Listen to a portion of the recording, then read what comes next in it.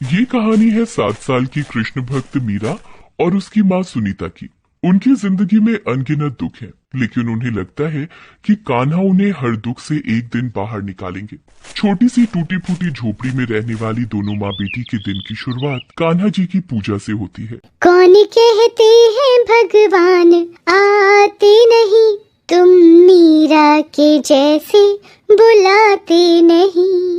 अच्युतम केशवम कृष्ण दामोदरम राम नारायणम जानकी वल्लभम, राम नारायणम जानकी वल्लभम।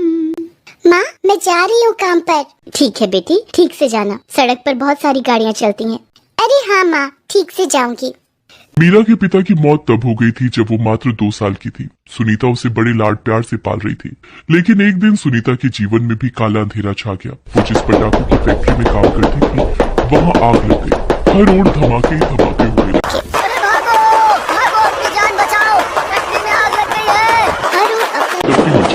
सुनीता भी पूरी तेजी से भाग रही थी, लेकिन वो उस धमाके का शिकार हो गई।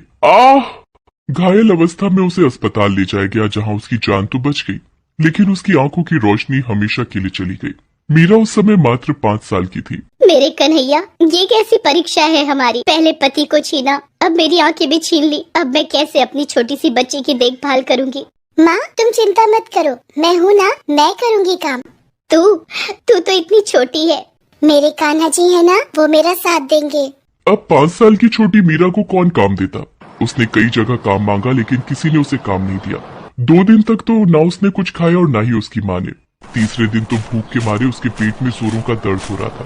वो अपने कान्हा को याद कर रही थी और उनसे कह रही थी, कान्हा, आप तो सब जानते हैं ना, फिर मेरी मदद क्यों नहीं करते। आपको पता है ना, माँ भी भूखी है और मैं भी। मैं लोगों से काम मांगने जाती हूँ तो कोई मुझे काम देता ही नहीं। कान्हा, अगर कोई मुझे काम नहीं देगा तो फिर घर में रोटी कैसे आएगी। ये कहकर वो सड़क के किनारे बैठकर रोने लगी। तभी उसकी नजर अपनी ही उम्र के एक बच्चे पर गई जो कूड़ा बिन रहा था। वो उसके पास गई और उससे पूछा, भाई, तुम इन कूड़ों का क्या करते हो। मैं इसे एक बड़े कबाड़ वाले को देता हूँ, वो इसके बदले मुझे पैसे देता है। कूड़े के पैसे? अरे कूड़े के नहीं, इन बोतलों के, इन टूटी फूटी चीजों के। मीरा ने भी कूड़ा बिनना शुरू कर दिया, और जब वो कूड़ा बिन रही थी, उस समय उसकी नजर कुछ रोटियों पर गई जो कूड़े में फेंकी हुई थी। उसने एक रोटी माँ के लिए रख ली और दूसरी वहीं पर खाने लगी। कितनी स्वादिष्ट रोटी है। उस दिन से मीरा ने कूड़ा बिनने का काम शुरू कर दिया और छोटी सी उम्र में घर की जिम्मेदारी संभाल ली। अब तो पूरे 2 साल हो गए उसे ये काम करते हुए। कभी उसे मन लायक पैसे मिलते हैं तो कभी नहीं।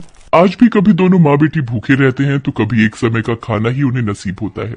मीरा, आज मेरे पेट में बहुत दर्द है, मैं कुछ नहीं खाऊंगी। माँ, तुम तो कहती हो कान्हा जी को झूठ पसंद नहीं, फिर तुम झूठ क्यों बोल रही हो। ठीक है कि आज एक ही रोटी है मेरे पास, तो क्या हुआ, आधी तुम खाना और आधी मैं खा लूंगी। मेरी बच्ची, तुम कितनी अच्छी हो, लेकिन पता नहीं तुम्हारे जीवन में इतना दुख कान्हा जी ने क्यों लिखा है।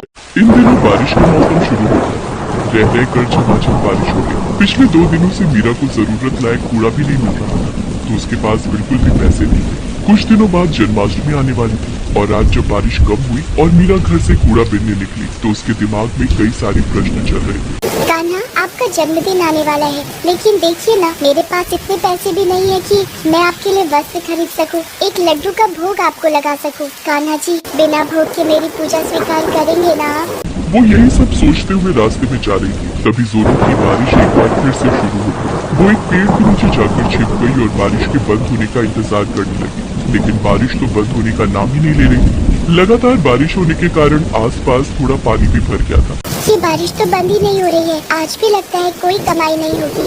वो ये सोच रही थी, तभी उसे एक गाय के रंभाने की जोर जोर से आवाज आने लगी। उसने देखा कि एक गाय पानी के वेग के कारण बही चली जा रही है और वो जोर जोर से रंभा रही है। हे भगवान, मुझे इस गाय की मदद करनी होगी। पानी के बहाव से बहती हुई वो गाय आगे बढ़ी जा रही थी। मीरा उसके पीछे पीछे पानी में जाने लगी, लेकिन गाय और उसकी दूरी बहुत अधिक थी। फिर भी वो पूरी हिम्मत से आगे बढ़ी जा रही थी। हे कन्हैया, मेरी मदद करो, मेरी मदद करो। मीरा उस गाय तक पहुंचने ही वाली थी कि वो एक बड़े से नाले में जा गिरी। हालांकि बारिश अब रुक गई थी। गाय बुरी तरह घायल हो गई थी। उसकी स्थिति देखकर मीरा के हाथ पांव फूल गए। वो लोगों से मदद की गुहार लगाने लगी। भैया, वो देखिए, वो गाय उस नाले में गिर गई है, उसे निकालने में मेरी मदद करिए ना। लेकिन किसी ने मीरा की बातों पर ध्यान नहीं दिया।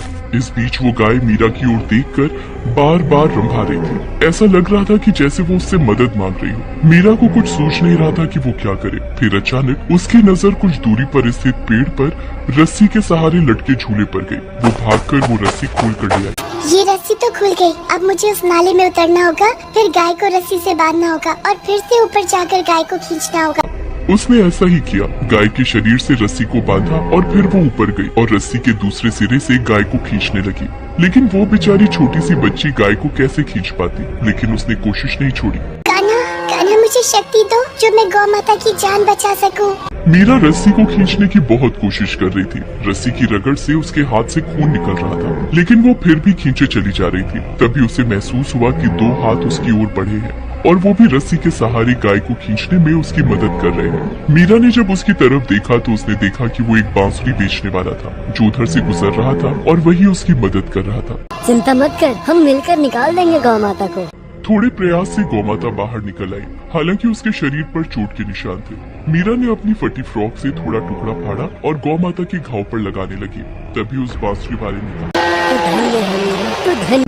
ये कहकर उस बांसुरी बेचने वाले ने मीरा को गले से लगा लिया और गले से लगाते ही उस बांसुरी बेचने वाले का रूप बदलकर भगवान कृष्ण का हो गया। अपने सामने स्वयं भगवान को देखकर मीरा की आंखें फटी की फटी रह गईं। कान्हा आप? हाँ मीरा, हाँ तू धन्य है मेरी बच्ची। तूने गौ माता को बचाने के लिए अपनी जान की परवाह नहीं की। तेरा परिवार दुख में रहता है, भूखे रहता है, फिर भी मेरा स्मरण करता है। अरे भक्तों के इसी भाव के तो भूखे होते हैं भगवान। लोग आज जन्माष्टमी की तैयारी कर रहे हैं, लेकिन सड़क पर मेरी मैया को छोड़ रहे हैं। ये कैसा जन्माष्टमी है? सड़क पर लोग भूखे हैं तो हम कैसे प्रसन्न रह सकते हैं? नर में नारायण है, ये तो मैंने कहा, लोगों ने सुना, लेकिन बहुत कम लोग इसे मानते हैं। मेरी बेटी, तू मेरी सच्ची भक्त है, मैं तुझसे बहुत प्रसन्न हूँ। बोल, तुझे क्या चाहिए? भगवान बस आपकी कृपा चाहिए। अरे तू भूखी है, पहले रोटी मांगती ना। आप सामने हैं तो भूख कहाँ भगवान। मीरा, मेरी कृपा तुझ पर हमेशा बनी रहेगी, हमेशा, जब तक ये धरती रहेगी। तूने जन्माष्टमी पर मुझे सबसे बड़ा उपहार दिया है। उसके बाद भगवान कृष्ण वहाँ से अंतर्धान हो गए। मीरा अपने घर पहुंची और जब वो घर पहुंची तो उसका सामना कई सारे आश्चर्यों से हुआ। उसके घर पर बहुत सारा अनाज रखा हुआ था और घर भी पक्का हो गया था। साथ ही एक और सबसे बड़ी आश्चर्यजनक घटना भी घटी थी। क्या कहा माँ? तुम्हें फिर से दिखाई देने लगा? फिर से? हाँ बेटा, मैं फिर से देख सकती हूँ तुम्हें, इस घर को और मेरे कान्हा जी को। वे अभी बातें कर ही रहे थे कि उनके घर के बाहर गाय के रंभाने की आवाज आई। दोनों बाहर गए तो मीरा ने देखा कि उसके दरवाजे पर वही गाय खड़ी है जिसकी जान उसने बचाई है। वो गाय बार बार अपना सिर हिलाकर उसका शुक्रिया कह रही थी। मीरा ने भागकर गाय को गले से लगा लिया। मेरी गौ माता।